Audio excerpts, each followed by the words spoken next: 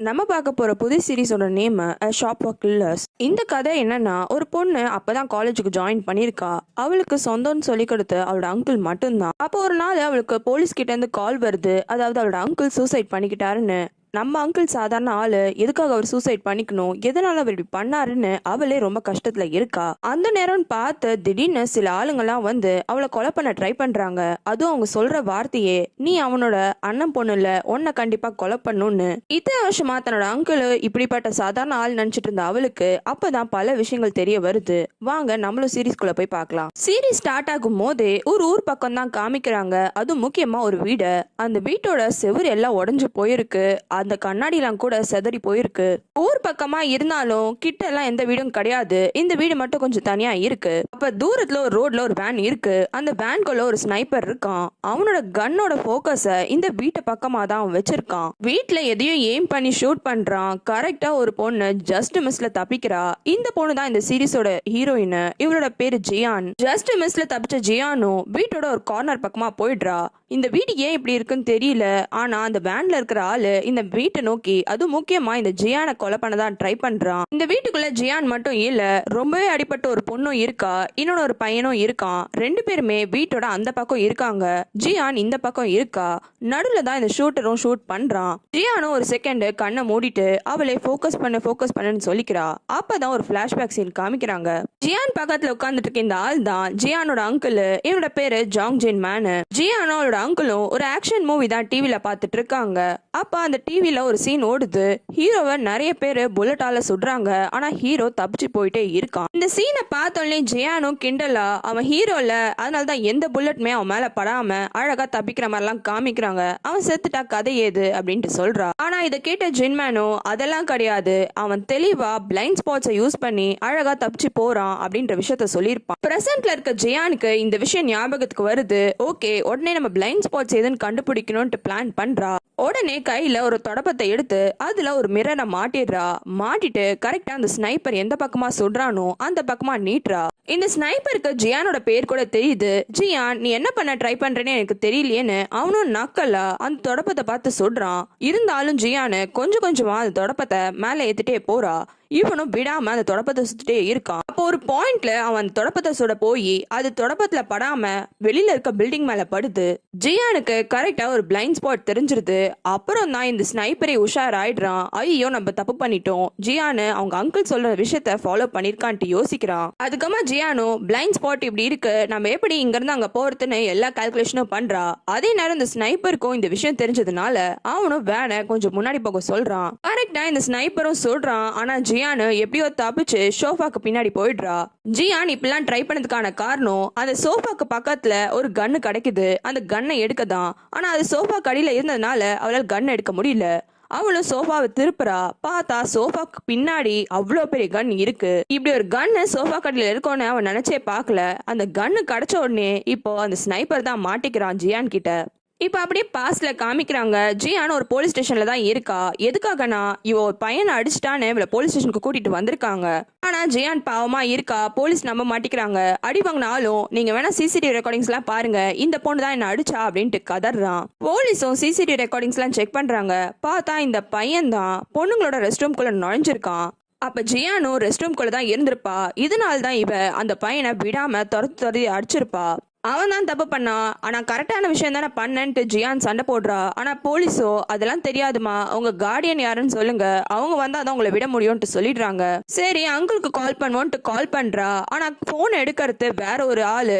யார் நீங்கன்ட்டு கேட்கும் போது, இங்க இருக்கிற போலீஸ் தான்மா கால் பண்றோம், உங்க அங்கிள் இறந்து போயிட்டாங்க அப்படின்ற விஷயத்த சொல்றாரு. ஜியானால இந்த விஷயத்த கொஞ்சம் கூட நம்ப முடியல. இப்ப திரும்பியும் ஒரு பிளாஷ்பேக்கை காமிக்கிறாங்க. ஜியானு காலேஜ் ஜாயின் பண்ணதுனால சியோல்ல இருக்க புதுசா ஒரு அபார்ட்மெண்ட்டுக்கு வந்திருக்கா. அந்த அபார்ட்மெண்ட் மேல் ஃப்ளோர்ல இருக்கு.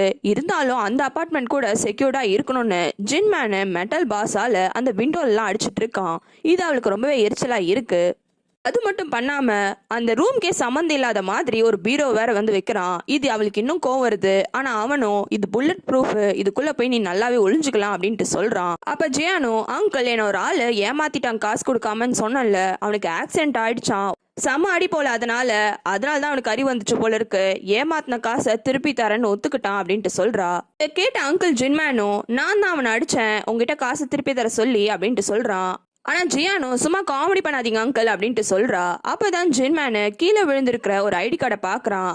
அது ஜியானோட காலேஜ் ஐடி கார்டு தான். அதை போட்டோ எடுக்க வேற ட்ரை பண்றான். ஆனா ஜியானுக்கு கோவம் வந்துருது. அப்ப ஜின்மேனோ இங்க பாரு ஜியான், இந்த நம்பரை மட்டும் எப்பவே மறந்துடாத, இந்த ஐடி கார்டு நம்பர் ரொம்பவே முக்கியம்ட்டு திருப்பி திருப்பி சொல்றான். அது ஜியானியும் சொல்ல வைக்கிறான். ஜியானுக்கு இந்த விஷயம் ஞாபகம் வருது. என் அங்கிள் பாரு என்கிட்ட கடைசியா பேசின விஷயம் கூட இந்த நம்பரை பத்தி தான் அப்படின்ட்டு ஃபீல் பண்றா. இப்ப அங்கிள் ஜின்மேன் ஊர்ல இறந்து போனதுனால இவளும் ஊருக்கு கிளம்புறா. அப்ப அந்த டாக்ஸி டிரைவரும் நீ ஜின்மேனோட அண்ணன் பொண்ணு தானம்மா, அப்படியே அவன மாதிரியே இருக்க அப்படின்ட்டு சொல்றான். அது மட்டும் இல்லாம எப்படி இருக்கான் அவன் அங்கிள்னு விசாரிக்கிறான். அப்பதான் ஜியானோ என்னோட அங்கிள் இறந்துட்டாங்க அப்படின்ற விஷயத்த சொல்றா. உடனே இந்த டாக்ஸி டிரைவருக்கும் கஷ்டமா போயிடுது. ஒரு கார்டை கொடுத்து உனக்கு எந்த ஹெல்ப் வேணாலும் சொல்லுமா, நான் வந்து உனக்கு ஹெல்ப் பண்றேன் அப்படின்னு சொல்லிட்டு அவளை டிராப் பண்ணிட்டு போறான். ஜியானோ அதுக்கப்புறமா மார்ச்சரிக்கு போயிட்டு அவரோட அங்கிளோட டெட் பாடியை ஐடென்டிஃபை பண்றா. அப்புறம் அங்க இருக்கிற போலீஸ் ஆஃபீஸர் கிட்டயும் எப்படி என் அங்கிள் சூசைட் பண்ணாங்கன்ட்டு கன்ஃபார்ம் பண்ணீங்கன்ட்டு கேக்குறான். அதுக்கு உங்க அங்கிளோட த்ரோட்ல ஒரு கட்டு இருந்தது, வீட்டை சுத்தியும் நாங்க ஒரு வாரத்துக்கு பார்த்தோம், யாரும் வந்துட்டுலாம் போல, உங்க அங்கிளோட பாடி தனியா தான் கிடைச்சது, அதனாலதான் சூசைட்னு கேஸை க்ளோஸ் பண்ணோன்ட்டு சொல்றான். அது மட்டும் இல்லாம போஸ்ட்மார்ட்டம் ரிப்போர்ட் வேணா அனுப்புறேன்ட்டு கேட்கறான். ஆனா ஜியானுக்கு அங்கிள் இப்படி சூசைட் பண்ணதுனால ரொம்பவே கோவம். ரிப்போர்ட்லாம் எனக்கு தேவையில்லை, எங்க சைன் போடணும்னு சொல்லுங்க, சைன் போட்டுட்டு பாடியை வாங்கிட்டு போறேன்னு கோவமா சைன்லாம் போடுறா. அந்த போலீஸ் ஆஃபீஸரும் ஏன்னு தெரியல ஜியானை ஒரு மாதிரி பாக்குறான். அதுக்கப்புறமா ஜின்மேனோட பாடியும் தள்ளி வைக்கிறாங்க. அப்பதான் அவளோட காலில் ஒரு டேட்டுவை ஜியான் கவனிக்கிறா.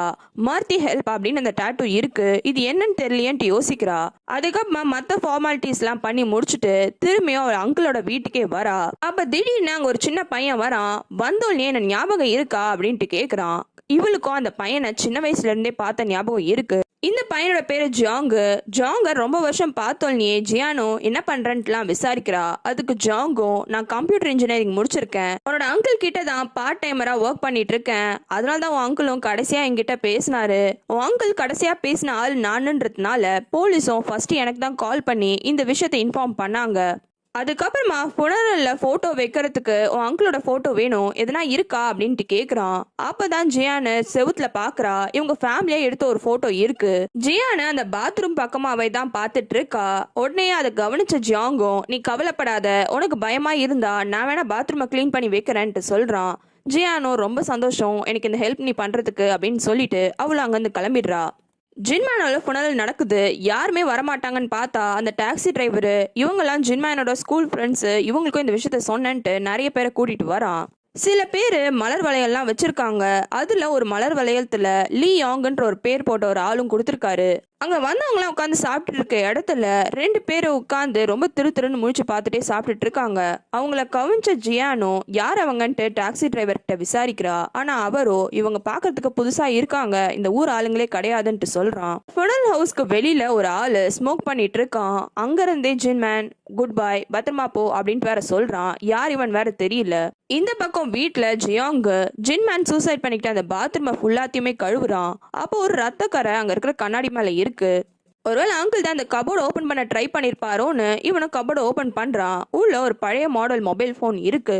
ஜியானுக்கு சுத்தமா அந்த புனர்ல இருக்கவே பிடிக்கல. ஆனா ஜின்மேனோட ஃப்ரெண்ட்ஸ் எல்லாருமே சேர்ந்து ஜின்மேனை பத்தி தான் ரொம்ப பாராட்டி பேசுறாங்க. சில பேரு சில ரூமரை பத்தியும் பேசுறாங்க. அதாவது ஜின்மேன் ஒரு கேங்ஸ்டரா இருப்பான், இல்ல நார்த் கொரியாவோட ஸ்பையா இருப்பான், இதனால தானோன்னு. அப்ப அந்த டாக்ஸி டிரைவருக்கு ரொம்பவே கோவம் வந்துருது. என்ன நீங்க இப்பெல்லாம் பேசிட்டு இருக்கீங்க, நம்ம அப்பாங்கெல்லாம் கேம்பிளிங் பண்ணி எவ்வளவு காசு தொலைச்சாங்க, அப்ப யாரு நம்ம வீட்டுக்கு வாசல்ல அவ்வளவு காசு மூட்டைய போட்டதுன்னு நினைக்கிறீங்க, அது எல்லாமே ஜின்மேன் தான், அதனால தான் நம்ம எல்லாரும் இந்த அளவுக்கு வந்திருக்கோம்னு சொல்றான். இதை கேட்டோம்ல அங்க இருக்கவங்க எல்லாருமே ஷாக் ஆயிடுறாங்க. அதுக்கப்புறமா எல்லாரும் பஸ்லயே சிமெண்ட்ரிக்கும் போறாங்க. ஜியானும் கூட போயிட்டு அங்கிளோட அஸ்தி எல்லாத்தையுமே அந்த சின்ன கபோர்ட்லயே வச்சுட்டு வீட்டுக்கு வந்துடுறா. அப்ப ஜியாங்கும் கேக்குறான் என்னாச்சு ஏன் இப்படி இருக்கன்ட்டு. அதுக்கு ஜியானும் ரொம்ப கோவமா என் அங்கிளுக்கு அப்படி என்ன கஷ்டம் தெரியல, போய் சூசைட்லாம் பண்ணிருக்காரு, என் அங்கிளை பத்தி நினைக்கும் போதே எனக்கு ரொம்ப கேவலமா ஃபீல் ஆகுதுன்னு கோவமா வீட்டுக்குள்ளேயும் போயிடுறா.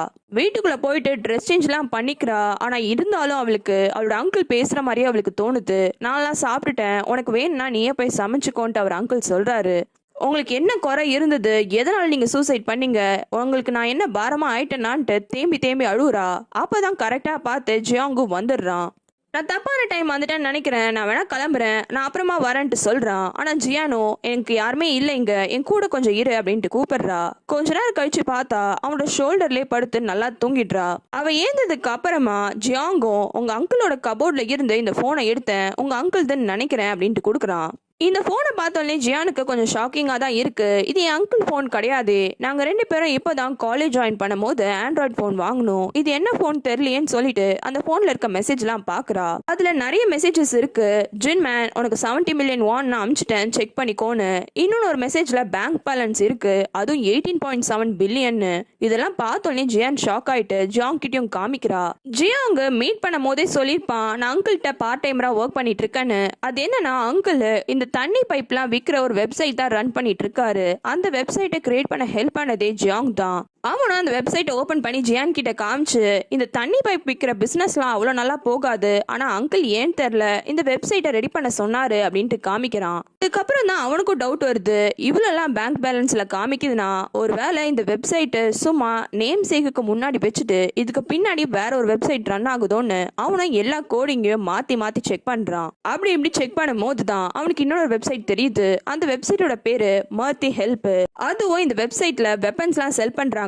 இது டார்க் வெப்ல ரன் ஆகுற வெப்சைட். இதெல்லாம் கேட்டோடனே ஜியான் ஷாக்கே ஆயிடுறா. அவளுக்கு இன்னொரு விஷயமா ஞாபகத்துக்கு வருது, இந்த நேம் தான் அங்கிளோட கால்ல டேட்டூவா போட்டிருப்பாரு. நம்ம அங்கிள் சாதாரண ஆளு, அவரா இந்த கன்னெல்லாம் சப்ளை பண்ணிட்டு இருக்காருன்னு அவர் ஷாக் ஆகும் போது அந்த வெப்சைட்ல ஒரு பாப்அப் மெசேஜ் வருது. அந்த மெசேஜில் நான் காசெல்லாம் அனுப்பிச்சிட்டேன், எப்போ வெப்பன்ஸ்லாம் எனக்கு டெலிவரி ஆகும்ன்ட்டு கேட்குறாங்க. இதுக்கு மேலே நம்ம எங்கே டெலிவரி பண்ணுறதுன்னு ஜியானோ சாரி ஷாப் க்ளோஸ் ஆயிடுச்சு, உங்கள் அக்கௌண்ட் நம்பர் கொடுத்தீங்கன்னா நீங்கள் அமிச்ச காசை திரும்பி நாங்கள் ரீஃபண்ட் பண்ணுறோன்னு அனுப்புகிறா.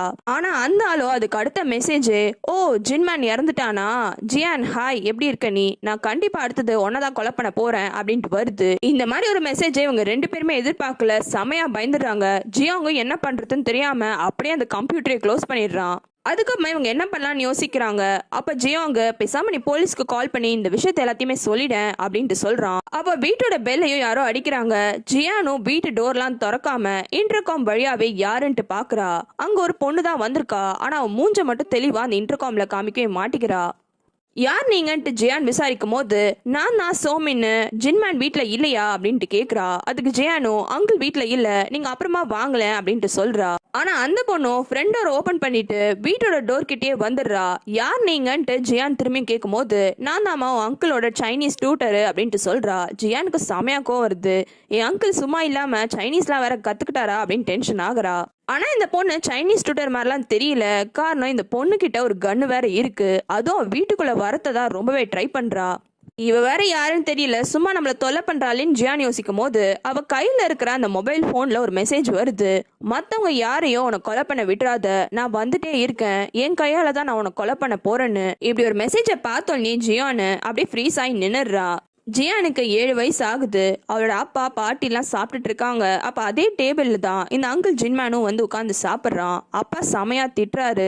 காரணம் இந்த ஜின்மேனு 8 வருஷம் கழிச்சு வீட்டுக்கு வரான். அம்மாக்கும் அண்ணனுக்கும் இவன் எங்கேயோ போய் இறந்துட்டான் போல இருக்குன்ற நினைப்பிலே இருக்காங்க. திடீர்னு இவன் வீட்டுக்கு வந்திருக்கான். ஆனா ஜியானுக்கோ ஃபர்ஸ்ட் டைம் அவளோட அங்கிளை பாக்குறா. அதனால அவளுக்கு ஒரே சந்தோஷமா இருக்கு. அங்கிள் எப்ப நம்மள பார்த்து பேசுவாருன்ட்டு வெயிட் பண்ணிட்டே இருக்கா. கரெக்டா ஜின்மேனும் ஒரு போர்க் பீஸை எடுக்கிறதுக்காக போறான். இவளும் கரெக்டா அதே பீஸை எடுத்து டக்குன்னு வாய்க்குள்ள போட்டுக்கிறா.